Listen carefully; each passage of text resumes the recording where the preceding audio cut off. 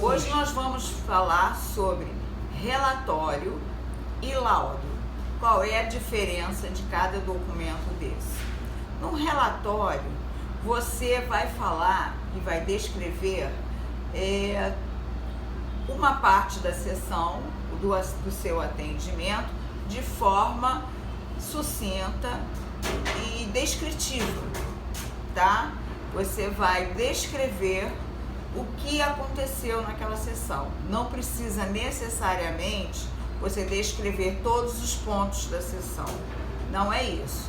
Você vai fazer um relatório amplo de todas as coisas que aconteceram naquela sessão. Bom, o relatório, ele tem várias etapas. Uma das etapas é a identificação. Nessa parte da identificação, você vai escrever o seu nome, né, o nome do profissional que está fazendo o documento. Você vai descrever o nome do solicitante. Quem é que está solicitando esse documento, esse relatório? É algum coordenador de uma escola? É a Justiça que está te pedindo? Ou o Ministério Público? Enfim, vai fazer parte de algum processo judicial para uma guarda compartilhada? Ou para fazer parte de um processo de separação, de divórcio? Então você vai escrever quem é que está solicitando. Depois você vai colocar a parte que complementa essa solicitação, tá?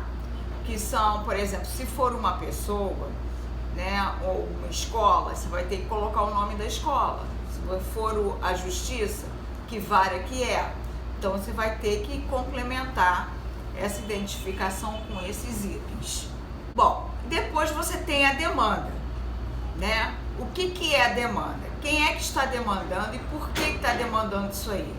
Alguém está demandando por algum motivo, por alguma razão. Então, isso tem que ser explicitado também.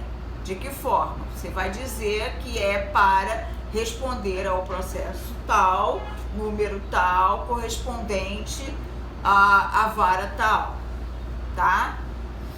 Depois disso, a gente tem os procedimentos. Quais foram os procedimentos para você realizar esse relatório? O que você precisou fazer, o que você precisou de ter para poder executar esse relatório, tá? E depois você vem a análise. A análise é todo o processo do seu relatório.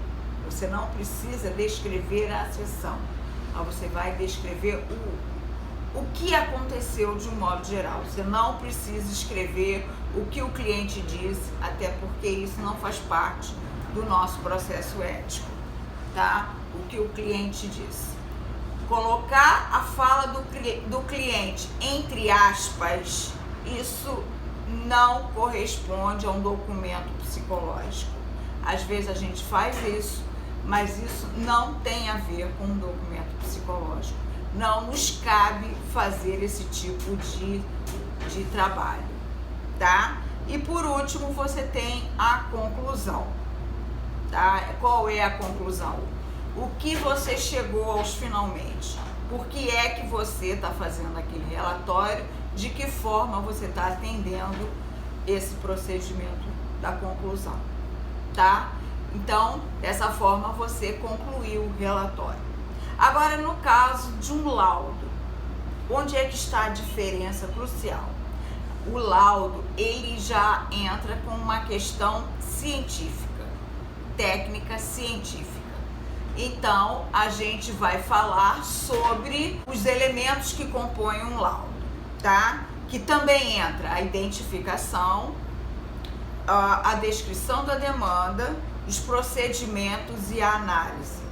E no final vem também a conclusão, com algumas diferenças.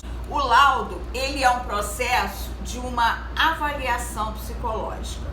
Muitas vezes você faz um laudo e aí você precisa de alguns instrumentos, do tipo uma anamnese, ou você precisa de um diagnóstico, né, um psicodiagnóstico, ou você pode fazer uma testagem também. Nessa forma, você vai fazer um laudo, não é relatório. Essa é a diferença entre uma coisa e outra, tá? É de um processo de avaliação. Então, ele é mais elaborado, ele é mais requintado e exige um pouco mais de atenção do que você executar um relatório. Porque o relatório é apenas a descrição sucinta do que você observou. Você vai falar também dos fenômenos psicológicos, de todo o processo e o procedimento que você observou durante os atendimentos, tá?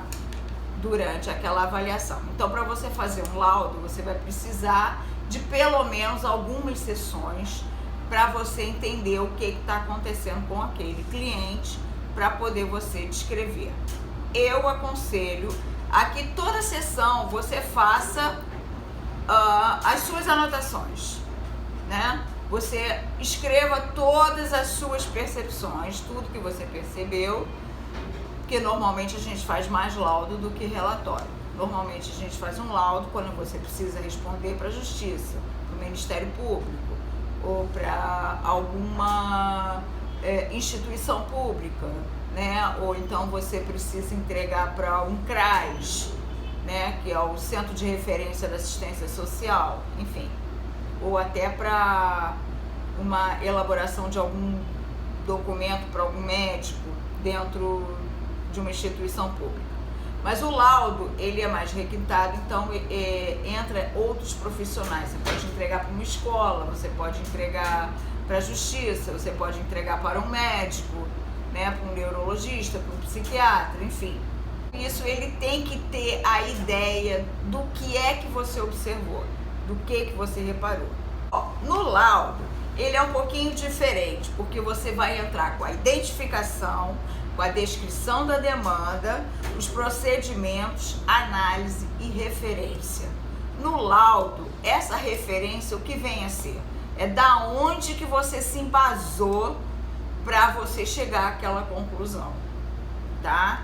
Então, ele entra com um referencial teórico, né? E dessa forma, você vai elaborar o seu documento.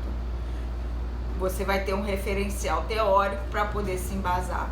Então, você pode até retirar algum texto, colocar entre aspas, colocar o nome do autor e descrever a sua demanda, o seu procedimento que você está fazendo enquanto a descrição do documento, e vai colocar o autor, da onde você tirou aquilo, por que você está se pautando em cima daquela teoria. Essa que é a questão, a grande diferença do referencial teórico. A identificação, você vai colocar o nome do profissional que está fazendo a descrição do trabalho, quem é que está executando esse laudo, né? Vai colocar o nome do solicitante, quem é que está solicitando, né? Se é um médico, se é um advogado, um juiz, enfim. Você vai colocar essa solicitação. Você vai colocar também alguns dados, se tem alguma escola, se tem alguma vara de família, quem é que está solicitando, se é alguma instituição pública, quem é que está fazendo essa solicitação. Em tese é isso. Quando você está fazendo um laudo, por exemplo, de uma criança, você tem que colocar a filiação. Quem é que responde por essa criança? A gente não usa mais o termo menor, a gente usa criança e adolescente, tá? Não se usa mais referenciado sobre o menor. Não, a gente não usa essa expressão, está em desuso, e a gente usa mesmo a palavra criança. Na hora do procedimento, você vai colocar se você fez um teste, usou o quê? Entrevista, que tipo de documentos ou de elementos que você utilizou, tá? Você trabalhou com algum jogo, se for uma criança, que tipo de jogo, que tipo de teste, o nome dos testes, tudo isso você tem que colocar nos procedimentos, tá? A análise é tudo que você observou. Foi todo o processo que você observou durante a sua avaliação psicológica. A conclusão, qual é a conclusão? Onde você quer chegar com esse laudo? Tá? Você pode, por exemplo, na conclusão, chegar a um ponto de que você acha melhor fazer um encaminhamento, tá? Por exemplo, um neurologista, ou um encaminhamento para um outro profissional, um psicopedagogo, enfim, alguém que possa orientar melhor aquele cliente que você está atendendo. E no final você vai fazer a sua conclusão, que é onde você vai colocar essas coisas todas, né? Na conclusão. Né? Na conclusão você vai colocar exatamente como que você acha e por que você acha que você está dando aquele encaminhamento. E no final de tudo vem as referências bibliográficas. Tudo isso que a gente está aqui falando, estamos se embasando na resolução 06 de 2019, desse ano mesmo, pelo Conselho Federal de Psicologia. Eu espero que eu tenha atendido a demanda de vocês, tá? Conforme for, faça as suas perguntas que a gente vai tentar responder na medida do possível, ok? Fica um grande abraço no coração de vocês.